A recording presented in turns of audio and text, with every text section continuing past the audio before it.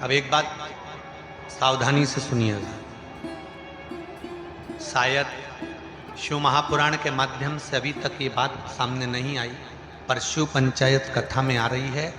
जितने आस्था चैनल पर कथा सुन रहे हो, जितने फेसबुक और यूट्यूब पर सुन रहे हो, और जितने इस छत्तीसगढ़ की पावन धरा पर बैठकर सुन रहे हो, बहुत सावधानी से सुनना। एक प्रश्न हमारे भीतर खड़ा होता है, जब हम सूर्य नारायण भगवान को अर्घ देते हैं, जल चढ़ाते हैं, तो वो जल पृथ्वी पर जब गिरता है तो उसके छींटे हमारे शरीर पर लगते हैं। क्या वो ठीक है? क्या वो श्रेष्ठ है? तो शिव महापुराण की कथा कहती है, जब हम सूर्य को अर्घ देते हैं, सूर्य को जल चढ़ाते हैं, वो पानी जब पृथ्वी पर गिरता है, उसके छींटे हमारे शरीर पर लगते हैं, तो वो श्रेष्ठता का भाव निर्मित करते हैं। वो गलत नहीं हो सकता। कारण अब वो भी समझ लीजिए।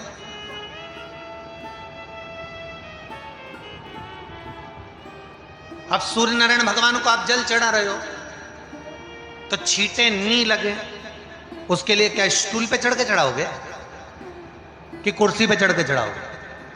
अरे बोलो तो सही। अब कई लोगों के दिमाग में यह बात भरा गई कि हम भगवान को जल चढ़ाते हैं, वो हमारे शरीर में छींटे लगते हैं, जमीन पे से पानी गिरता है, वो हमारे शरीर को छींटे लगते हैं, भगवान को अच्छा नहीं लगता होगा। कौन ने कहा? पहले तो उसको पकड़ के ला।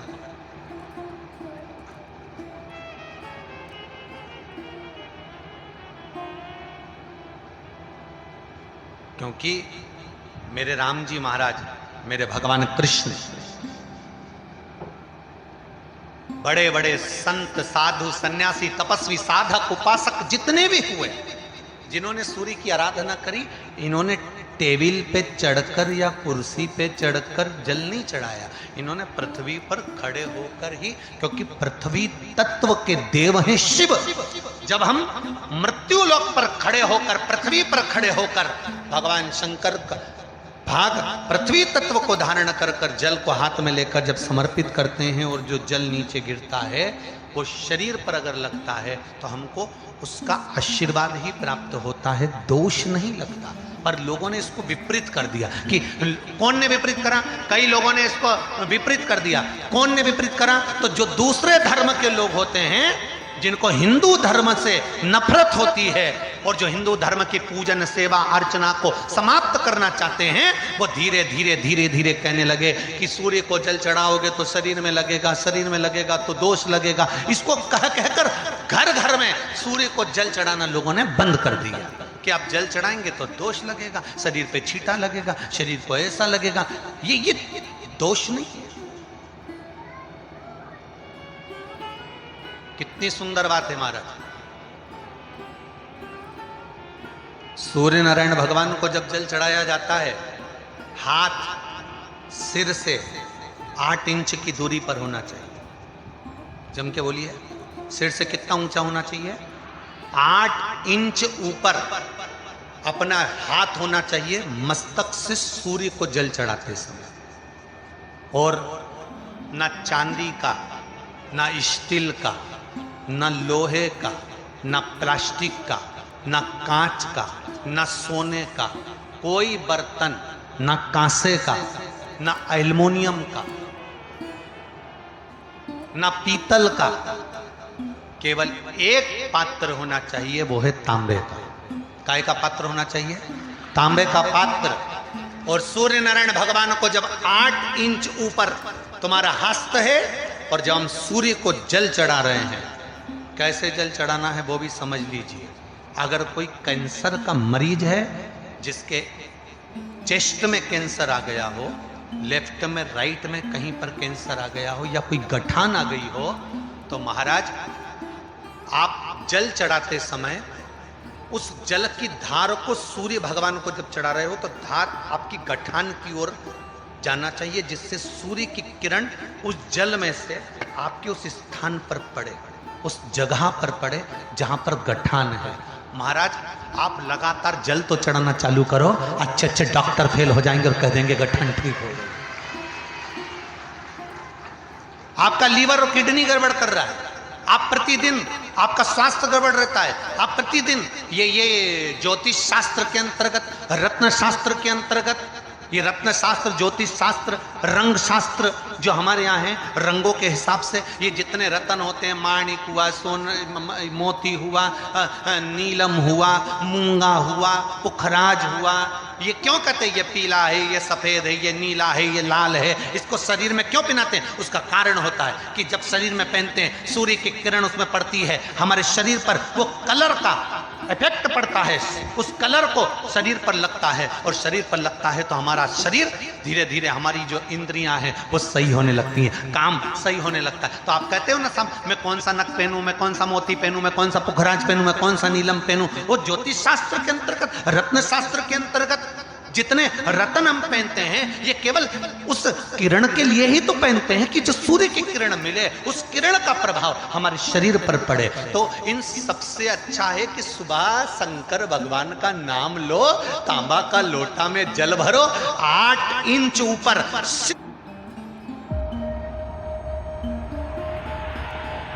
It all started from here.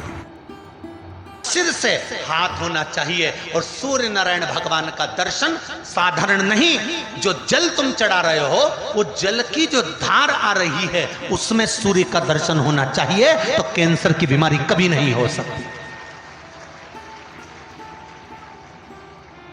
Liver, kidney, heart, आपके हार्ट में अगर तकलीफ है, डॉक्टर ने कह दिया कि इसमें नस चोक है, आपको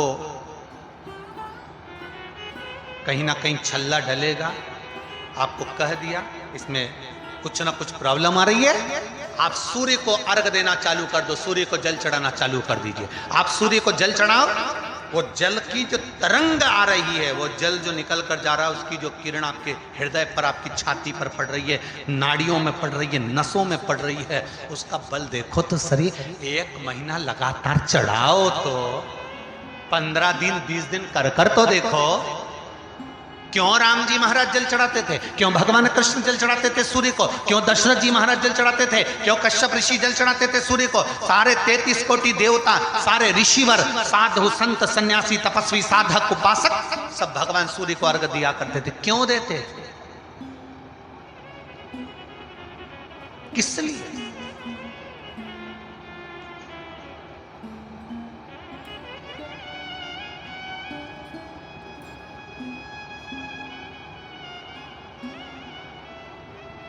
सूर्य नारायण भगवान को जल चढ़ाते समय आपके पंजों की एड़ी ऊंची नहीं होना चाहिए, ध्यान दीजिएगा। आपका पंजा पांव का पूरा की पूरा जमा होना चाहिए भूमि पर। हाथ कितने इंच ऊपर? 8 इंच ऊपर होना चाहिए। जल जो गिरे, सूर्य की किरण, सूर्य का दर्शन उस जल की रोशनी में करना चाहिए। क्या होगा उससे? जिस बच्चे को आंख में चश्मा लगा हो, मोटे से मोटा चश्मा लगा हो, छूट नहीं रहा हो, तो थोड़े दिन उसको सूर्य का अर्घ चढ़वाना चालू कर दो और जल में से सूर्य का दर्शन कराना चालू कर दो। सूर्य का दर्शन जल में से 2 महीना 2.5 महीना बहुत है, आंख की रोशनी बढ़ जाएगी, चश्मा हट जाएगा। आप कर देखिए। अब एक प्रश्न और खड़ा होता सूर्य को अर्घ देने। गुरुजी, पंचदेव पंचायत में सूर्य नारायण भगवान शंकर की पंचायत में हैं।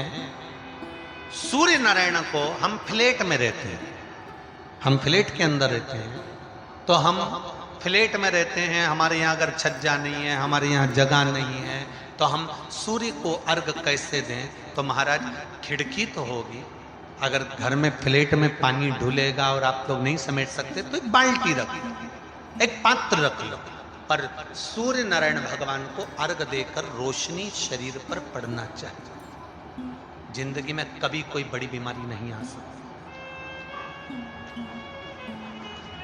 कितने लोग देते हैं सूर्य को अर्घ? जरा हाथ उठाओ। बहुत बढ़िया, बहुत जोरदार। पुरुष लोग भी देते हैं ना, चाहे बच्चे से बच्चा, बच्चों के हाथ में भी 1 लोटा पानी पकड़ाओ। घर में छोटे बच्चे हो ना, उनको तांबे का लोटा दो, पानी दो, जा बाहर खड़े हो जा, 1 लोटा पानी चढ़ा के। पहले दिन आप स्वयं बच्चे के साथ बाहर खड़ी हो, ओटले पर, घर के बाहर खड़ी हो, छत पे खड़ी हो या घर के बाहर खड़ी हो, और बच्चे से कह लो चढ़ाओ बेटा, देखो ऐसा हाथ 8 इंच ऊपर करिए, तांबे का लोटा लेकर पानी धीरे धीरे डोलना है, जैसे वो स्लो मोशन के सीन नहीं होते नाटक में, ये एकदम धीरे धीरे, बस नहीं तो मालूम पड़े छोरा छोरी एक साथ उंडेल के नहीं।